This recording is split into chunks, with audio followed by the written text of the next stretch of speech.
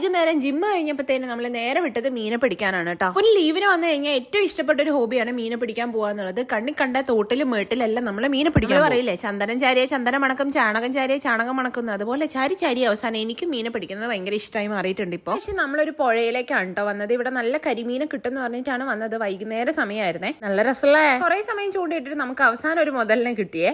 ഭയങ്കര പിടയ്ക്കുന്ന കരിമീൻ.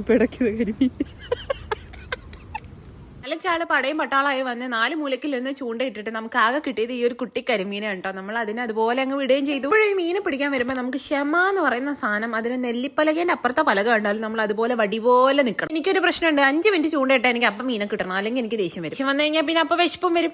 ജിമ്മ് കഴിഞ്ഞ് വന്നിട്ട് ഒന്നും കഴിച്ചിട്ടില്ലേ, അല്ലെങ്കിൽ 4-5 മുട്ടയൊക്കെ വിഴുങ്ങുന്നതാണ്. അപ്പം നമ്മൾ അവിടെ കണ്ടൊരു വണ്ടി എടുത്തിട്ട് നേരെ ചായ കുടിക്കാൻ വേണ്ടി വിട്ടു. കുറച്ച് ദൂരം അങ്ങ് കഴിയുമ്പോൾ തന്നെ ഒരു തട്ടുകടയുണ്ട്. അപ്പോൾ അവിടെ കയറി നമ്മൾ നല്ല കട്ടനും പിന്നെ കുറച്ച് സ്നാക്സ് ഒക്കെ കുറച്ച് പാർസൽ വാങ്ങി അവരുടെ അടുത്തേക്ക് തിരിച്ചു പോയി. അത്രയുള്ളൂ. ബൈ.